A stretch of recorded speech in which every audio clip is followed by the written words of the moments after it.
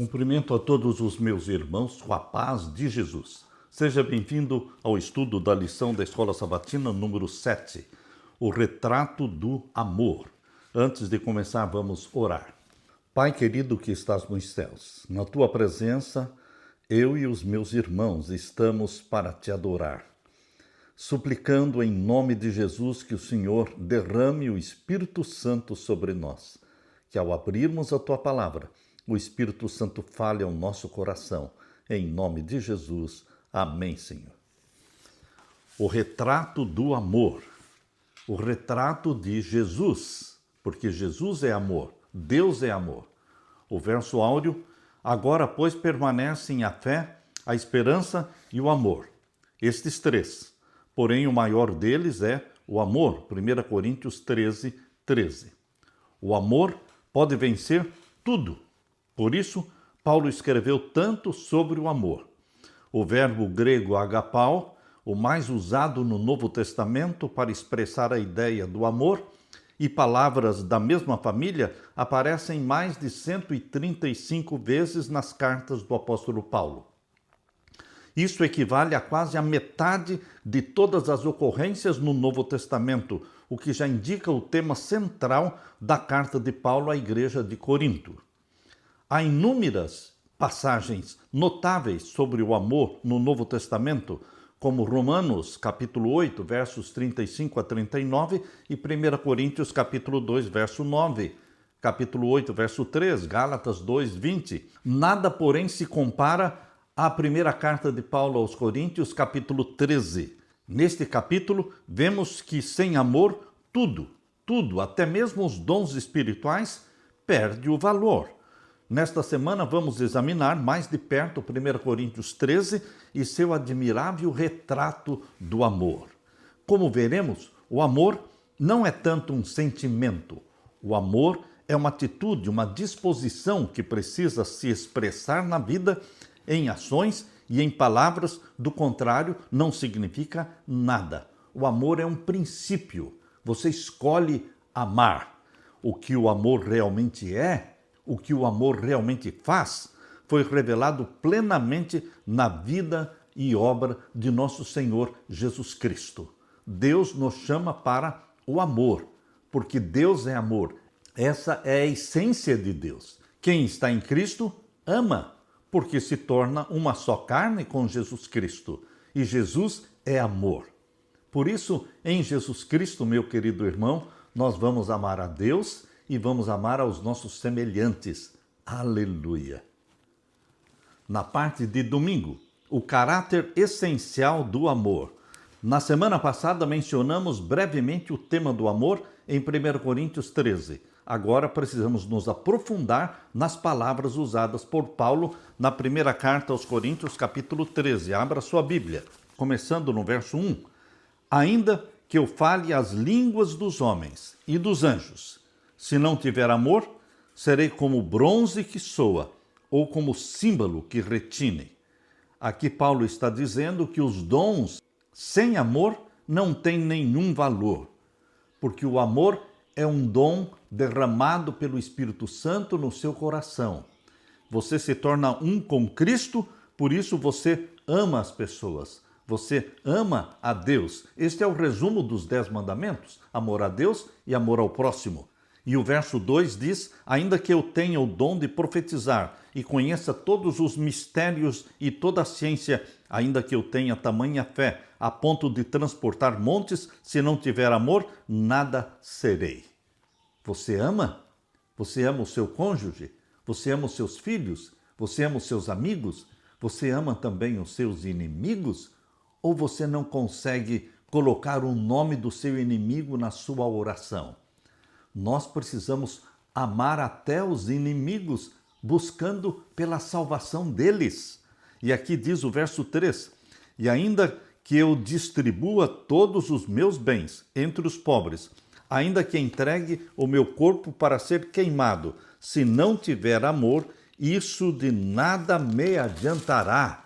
E o verso 4, o amor é paciente, o amor é bondoso, o amor não arde em ciúmes, não se envaidece, O amor não é orgulhoso, não se conduz de forma inconveniente, não busca os seus interesses, não se irrita, não se ressente do mal. O amor não se alegra com a injustiça, mas se alegra com a verdade. O amor tudo sofre, tudo crê, tudo espera, tudo suporta. O amor jamais acaba. Meu querido irmão, essa dissertação de Paulo sobre o amor, ela descreve o que é Deus. Deus é tudo isso mencionado aqui em 1 Coríntios 13, porque o amor é a essência do caráter de Deus. Deus não tem amor, Deus é amor. E você, unindo-se com Jesus Cristo, você torna-se também amor em pessoa.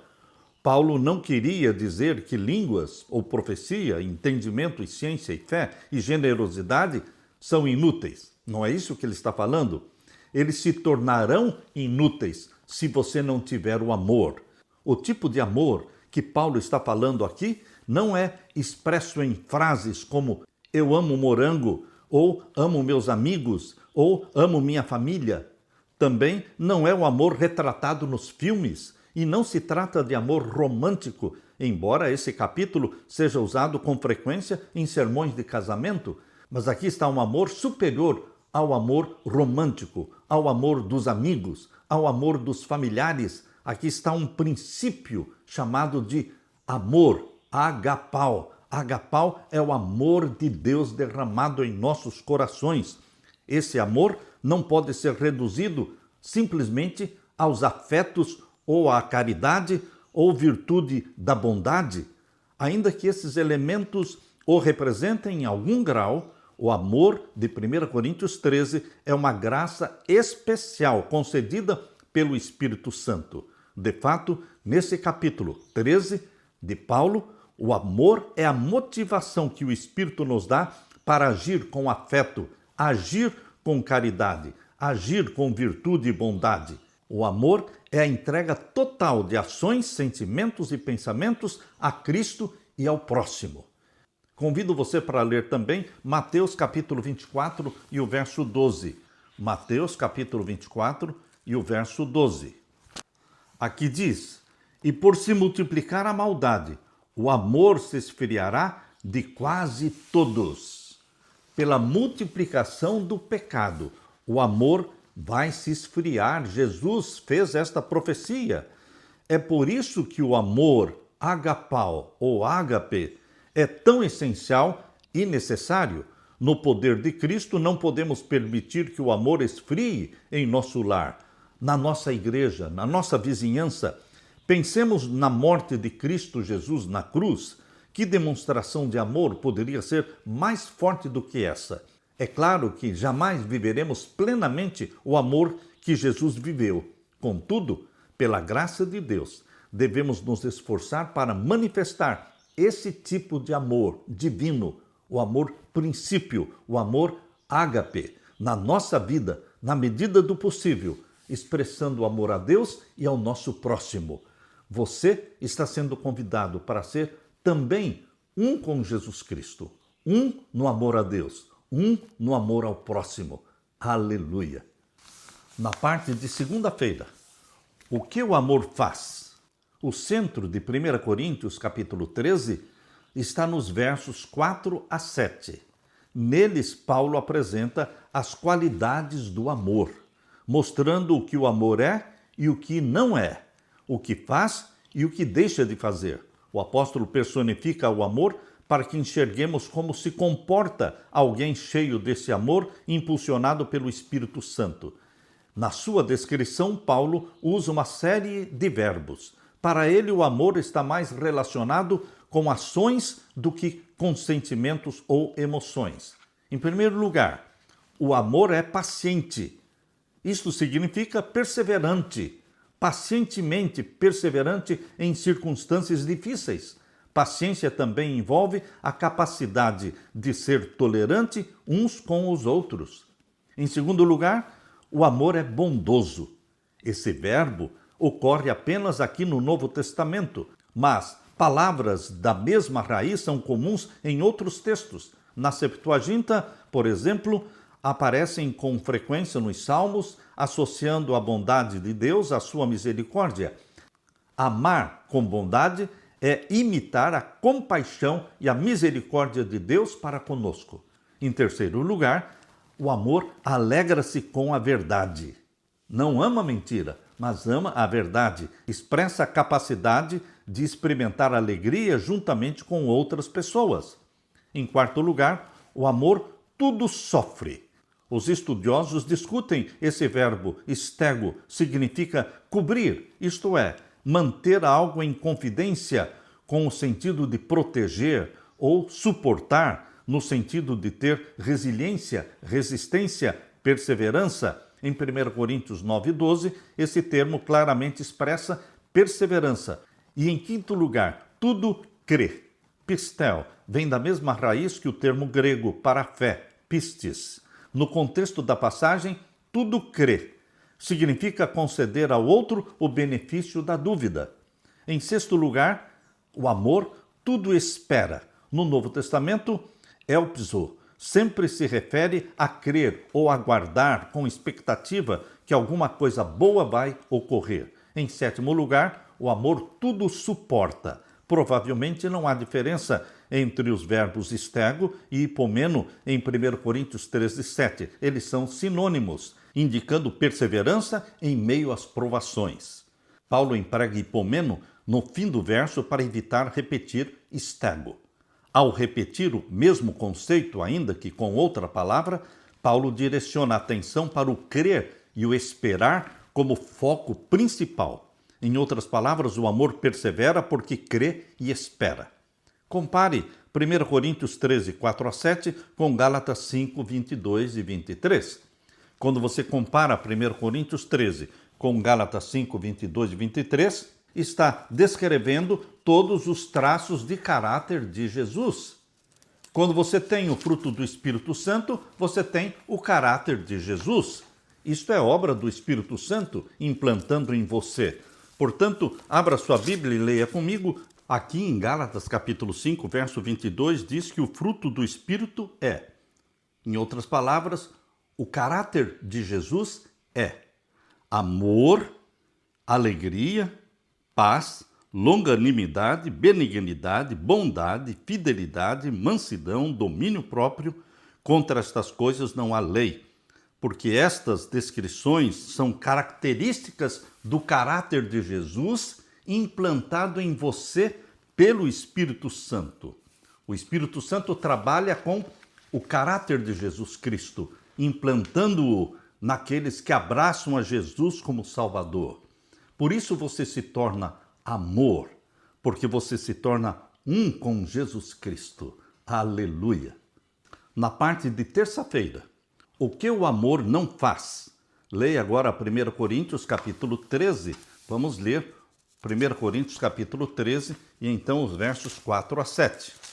Aqui diz: o amor é paciente e bondoso, o amor não arde em ciúmes, não se envaidece, não é orgulhoso, não se conduz de forma inconveniente, não busca os seus interesses, não se irrita, não se ressente do mal. O amor não se alegra com a injustiça, mas se alegra com a verdade. O amor tudo sofre, tudo crê, tudo espera, tudo suporta. Meu querido irmão, esta é a descrição do que o amor não faz. Ontem nós destacamos 7 atitudes que o amor pratica. Hoje estamos vendo aquilo que ele não pratica. O amor não arde em ciúmes. O ciúme pode ter uma característica positiva? Sim. Deus é zeloso. Deus é ciumento do seu amor. Ele não quer dividir você com Satanás. Aquele que pertence a Deus deve pertencer de todo o coração.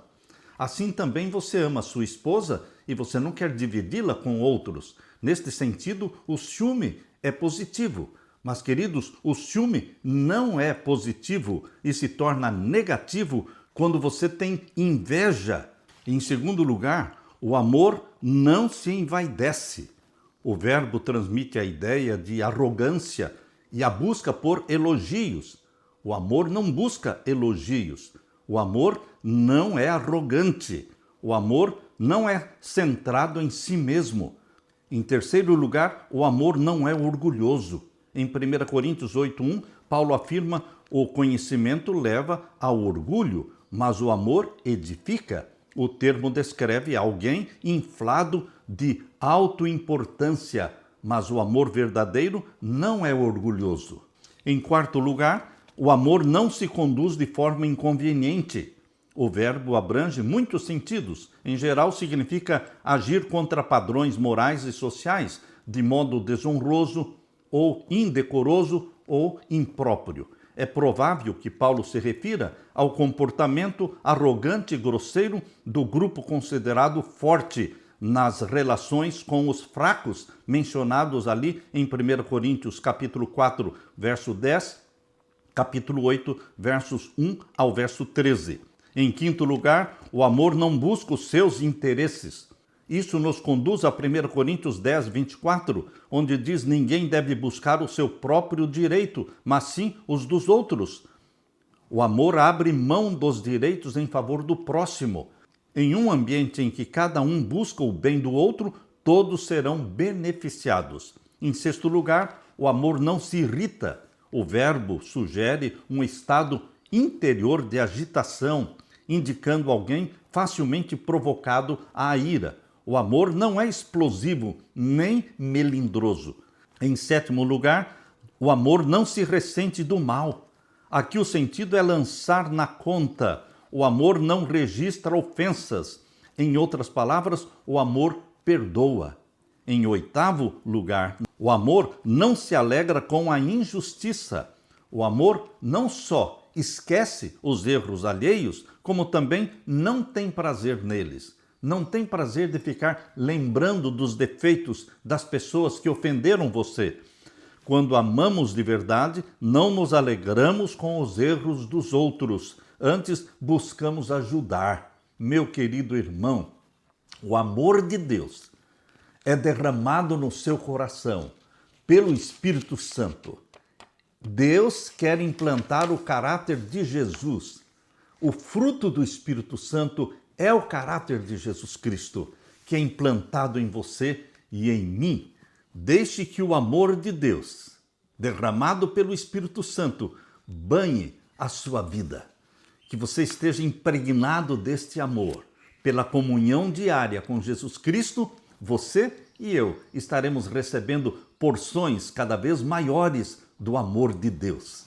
Aleluia! Na parte de quarta-feira, retrato de Jesus.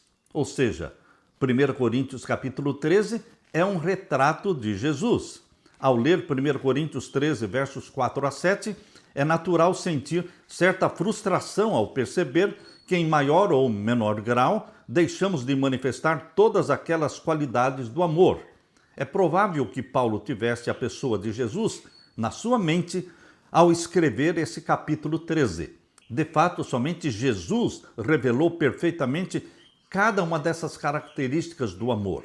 Em última análise, portanto, o retrato do amor traçado por Paulo é um retrato de Cristo Jesus. Vamos ler agora João capítulo 13, verso 1, onde fala do amor de Jesus. Aqui diz, João 13, 1, antes da festa da Páscoa, sabendo Jesus que era chegada a hora de passar deste mundo para o Pai, Jesus conhecia a profecia, ele conhecia a profecia das 70 semanas de Daniel capítulo 9, ele sabia que o ministério terrestre dele duraria 3 anos e meio, desde o batismo, no ano 27, até o ano 31, 3 anos e meio, quando ele morreria pela família humana pecadora, por você e por mim. Então, quando a Bíblia diz, antes da festa da Páscoa, sabendo Jesus que era chegada a hora de passar deste mundo para o Pai, ou seja, ele sabia que era chegada a hora dele morrer. Ele veio para isso. Tendo amado os seus que estavam no mundo, amou-os até o fim. Essa é a característica do nosso Jesus. Ele nos ama. Tendo amado os seus que estavam no mundo, amou-os até o fim. E meu querido irmão, isto se aplica a você e a mim. Também no mesmo capítulo 13 de João, agora o verso 34, Jesus disse, eu lhes dou um novo mandamento, que vocês amem uns aos outros. Ele está mandando você fazer aquilo que ele sempre fez. amar uns aos outros, assim como eu os amei, que também vocês amem uns aos outros. E lemos também no capítulo 15 de João. Capítulo 15 de João, vamos ver agora o verso 9 e o verso 12. Aqui diz: como o Pai me amou, também eu amei vocês. Permaneçam no meu amor. E agora o verso 12. O meu mandamento é este, que vocês amem uns aos outros, assim como eu os amei. Mandamento de Jesus, que deve ser praticado na sua vida, meu irmão, pela comunhão diária com Jesus Cristo. O Espírito Santo estará derramando este amor na sua vida. E você ama as pessoas, ama aquelas que são amigas, ama também aquelas que são inimigas, porque você quer a salvação de todos. Lemos também na primeira carta de João, capítulo 3. Percebam que tanto o Evangelho de João como a primeira carta de João, ela está focando o amor, porque João é o discípulo do amor. Ele era filho do trovão, mas ele, pela comunhão diária com Jesus Cristo, ele se tornou amor. 1 João, capítulo 3, e o verso 16. Aqui diz: nisto conhecemos o amor, que Cristo deu a sua vida por nós. Portanto, também nós devemos dar nossa vida pelos irmãos. Jesus é o padrão que tem que ser imitado, seguido. Jesus deu a vida pelos seus irmãos, nós também deveremos ter a disposição de dar a vida uns pelos outros. Lemos também no capítulo 4 da primeira carta de João, capítulo 4, versos 7 a 12. Amados, amemo-nos uns aos outros, porque o amor procede de Deus e todo aquele que ama é nascido de Deus e conhece a Deus. Quem não ama não conhece a Deus, pois Deus é amor. Nisto se manifestou o amor de Deus em nós, em haver Deus enviado o seu Filho unigênito ao mundo para vivermos por meio dele. Nisto consiste o amor, não em que nós tenhamos amado a Deus, mas em que ele nos amou e enviou o seu Filho como propiciação pelos nossos pecados. Amados, se Deus nos amou de tal maneira, nós também devemos amar uns aos outros. Nunca ninguém viu Deus. Se amarmos uns aos outros, Deus permanece em nós, e o seu amor é em nós aperfeiçoado. Meu querido irmão, todos estes versos que estamos lendo são do discípulo do amor, João, aquele que dormia muitas vezes ao relento quando os discípulos se deitavam na relva verde. João escolhia ir onde Jesus estava e colocava a cabeça no peito de Jesus Cristo. Ele é o discípulo do amor. Todos estes textos ensinam o que você e eu precisamos ser. Deus é amor e você precisa ser amor. Ele nos amou a ponto de dar seu Filho unigênito. Nós também precisamos amar ao ponto de dar a nossa vida pelos outros. Jesus é a expressão plena desse amor. Se quisermos saber como o amor se manifesta, precisamos contemplar Jesus atentamente. Ao observarmos com cuidado a maneira como o Novo Testamento apresenta Jesus, perceberemos que todas as qualidades positivas do amor, em 1 Coríntios 13, podem ser encontradas na pessoa de Jesus, porque Jesus é paciente. Sim, ele é paciente com os nossos erros. Ele nos perdoa e nos perdoa e nos perdoa. Quando é que ele não vai nos perdoar? Quando nós não confessarmos. Jesus só não perdoa pecados não confessados. Mas por isso mesmo, Deus foi misericordioso comigo para que em mim, o pior dos pecadores, Paulo dizendo, eu sou o pior dos pecadores, em mim, Cristo Jesus demonstrou toda a sua paciência. 1 Timóteo 1,16. Jesus é bondoso. Quando fala que o amor é bondade, está falando que Jesus é bondoso. A Bíblia declara que o Senhor, Deus, é bondoso. 1 Pedro 2,3. Neste verso, o Senhor refere-se a Jesus. Aqui também fala que Jesus se alegra com a verdade. Ele é a verdade. Eu sou o caminho, a verdade e a vida, disse Jesus em João 14,6. Jesus experimentou alegria ao cumprir a vontade do Pai e ao sentir o amor do Pai por ele. Jesus tudo sofre e tudo suporta. Ele suportou a cruz, ele suportou tamanha oposição dos pecadores contra si mesmo. Ninguém suportou tanto quanto Jesus. Em troca de quê? Da alegria que lhe estava proposta. Qual a alegria proposta a Jesus? Ver a sua salvação, a minha salvação, ver os resgatados pelo seu sangue. E Jesus tudo crê. Sim, quando Ananias questionou a sinceridade da conversão de Paulo, Jesus respondeu: falando de Paulo, este é para mim um instrumento escolhido. Cristo vê as pessoas não como elas são, mas como elas poderão se tornar pelo poder do Espírito Santo vivendo nelas. Meu querido irmão, Deus não vê como você é, como eu sou, mas como nós poderemos ser e estamos sendo pela graça de Jesus Cristo. De que outras maneiras Jesus nos mostra o que é o amor verdadeiro? Amando as pessoas, cuidando das pessoas.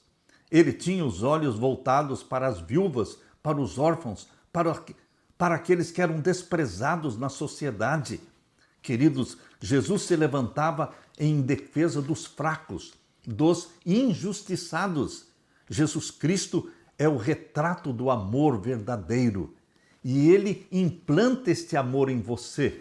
O Espírito Santo quer dar para você, meu irmão, o fruto do Espírito. Mas você tem que pedir, você tem que buscar, você tem que clamar diariamente para que o fruto do Espírito Santo, o caráter de Jesus, seja implantado em você. Aleluia! Na parte de quinta-feira, fé, esperança e amor. Até aqui, aprendemos que o amor é paciente, até aqui aprendemos que o amor é bondoso, alegre, resiliente, ou seja, resistente, confiante, esperançoso e perseverante. Porque Jesus é tudo isso. Ao enxergarmos essas qualidades de Jesus, o passo seguinte é imitar Jesus. Era esse o desejo de Paulo para os membros da igreja de Corinto. Contudo, se nós retirarmos o não das 8 características negativas do amor, teremos uma boa descrição da conduta dos coríntios no convívio da igreja. Por exemplo, quando a Bíblia diz que o amor não arde em ciúmes, a Bíblia está dizendo que existia muito ciúme e muita inveja na igreja de Corinto. A Bíblia também diz que eles eram vangloriosos, orgulhosos, grosseiros, egoístas, irritadiços e atentos aos erros dos outros. Por isso, meu querido irmão, essas características negativas da igreja de Corinto podem também refletir as características da nossa igreja hoje, na igreja onde você frequenta. Porque a igreja é formada por pessoas pecadoras como você e eu somos pecadores, e essas características negativas de inveja, de vanglória, de orgulho, de grosseria, de egoísmo, de irritação, isso pode estar acontecendo em mim e em você. Por isso precisamos de Jesus. Por isso precisamos do Espírito Santo, que é o Deus que habita em nós, implanta em nós o caráter de Jesus. Os coríntios tinham muito a aprender e nós também temos muito a aprender. Depois de descrever o que o amor é e o que o amor não é, Paulo conclui essa sessão destacando o caráter permanente do amor, a fim de estimular a prática do amor genuíno. Um dia, as profecias não mais serão necessárias. Além disso, falaremos uma só língua no céu, e o conhecimento humano, limitado e falho, dará lugar a um conhecimento novo de Deus. Os dons do Espírito Santo cessarão, mas não todos. Os dons do Espírito Santo usados para a pregação do Evangelho, para a edificação da igreja, eles vão cessar no novo céu e na nova terra. Mas o Espírito Santo, que em nós habita hoje e eternamente, seremos templos do Espírito Santo. Certamente o Espírito Santo tem e terá outros dons que não sejam somente para a pregação do Evangelho, outros dons que serão revelados para você e para mim na eternidade. Porque, afinal de contas, nós nunca deixaremos de ser templos do Espírito Santo. O Espírito Santo habitará em você e em mim eternamente, implantando dia a dia a mente de Jesus em nós, a santidade de Jesus. Isto é inesgotável. O Espírito Santo tem dons que serão manifestados no novo céu e na nova terra. Dons que nós não temos ideia de quais sejam esses dons. Do mesmo modo, quando Cristo voltar, a fé dará lugar à vista, porque nós veremos Jesus face a face, e aquilo que esperamos há tanto tempo se tornará uma realidade. Acima de tudo, o amor permanecerá como emblema do caráter do nosso Deus, Pai, Filho e Espírito Santo. Ainda assim, em certo sentido, a fé e a esperança também permanecerão para sempre. A fé como experiência da salvação e a esperança como anseio e expectativa por novas alegrias e por novo conhecimento na nova terra. Ambas marcarão para sempre a experiência dos remidos. Porém, o amor de Deus durará para sempre. Muito em breve, veremos nosso Senhor Jesus face a face. Que alegria, que privilégio! Até esse dia, nossa vida deve ser definida por essas três virtudes: a fé, a esperança e o amor. Isso não só na eternidade. Hoje, sua vida tem que ser caracterizada por essas três virtudes: fé, a fé de Jesus implantada em você, a esperança de ser como Jesus, cada vez mais semelhantes a Jesus, e o amor, amar a Deus e amar ao nosso irmão. Esse trio representa a plenitude da vida cristã no Espírito Santo e por isso foi mencionado com frequência entre os cristãos. O amor, porém, é o maior deles. Afinal, é a única virtude usada para descrever a própria natureza de Deus. Meu querido irmão, no novo céu e na nova terra, nós vamos continuar sendo habitação, templos e tabernáculo do Espírito Santo. O Espírito Santo nunca deixará de viver em nós. Mas o Espírito Santo tem surpresas para você. Além desses dons mencionados aqui na primeira carta aos Coríntios, os dons usados para a pregação do Evangelho, o dom da cura, o dom da língua, o dom da profecia, o dom do apostolado, de plantar igrejas, além desses dons úteis, necessários para que o reino de Deus seja estabelecido, o Espírito Santo vai revelar novos dons que serão usados no novo céu e na nova terra. Como é que eu tenho certeza de que o Espírito Santo ainda tem dons hoje não revelados? Porque nunca deixaremos de ser habitação do Espírito Santo. Os antigos gregos e romanos possuíam várias palavras usadas para o amor. Por exemplo, a palavra eros, falando do amor sexual, do amor paixão. Fala também do amor filéu, o amor fraternal de amigos. Existe também o verbo storge. Storge se refere ao amor família, ao amor vínculo natural entre os pais e filhos. Mas o amor princípio, o amor divino, exaltado por Paulo na primeira carta aos Coríntios, capítulo 13, é o amor ágape ou agapau. Este é o amor derramado por Deus em nossos corações. Na primeira carta de João, capítulo 4, e o verso 16, diz que Deus é amor, e aquele que permanece no amor, permanece em Deus, e Deus permanece nele. Nisto o amor é aperfeiçoado em nós, para que no dia do juízo mantenhamos confiança, pois assim como ele é, também nós somos neste mundo. No amor não existe medo, meu irmão. O amor derramado por Deus no seu coração, nele não existe medo. Pelo contrário, o perfeito amor lança fora o medo. Aleluia! Porque o medo envolve castigo, e quem tem medo não é aperfeiçoado no amor. Verso 19, 1 João 4,19, nós amamos porque ele nos amou primeiro. A fonte do amor, o amor referência, o amor padrão é Deus, é Jesus Cristo, e esse amor é derramado na sua vida. Se alguém disser, eu amo a Deus, mas odiar o seu irmão, esse é mentiroso, pois quem não ama o seu irmão a quem vê, não pode amar a Deus a quem não vê. E o mandamento que dele temos é este: quem ama a Deus, que ame também ao seu irmão. Meu querido irmão, Que Deus derrame esse amor sobre você. Que o Espírito Santo seja derramado sobre você e sobre mim, implantando em nós o fruto do Espírito, o caráter de Jesus Cristo, o amor perfeito. Aleluia! Deixe-me orar com você. Pai querido que estás nos céus, obrigado pelo padrão superior do amor divino derramado em nossos corações. Coloca este amor em mim e nos meus irmãos. Que possamos refletir Jesus, semelhança com Ele. Que o Espírito Santo em nós habite hoje, mas que o Espírito Santo continue habitando em nós por toda a eternidade. Em nome de Jesus pedimos esta bênção e agradecemos. Amém, Senhor. Deixo com você, meu irmão, minha irmã, a paz de Jesus. Amém.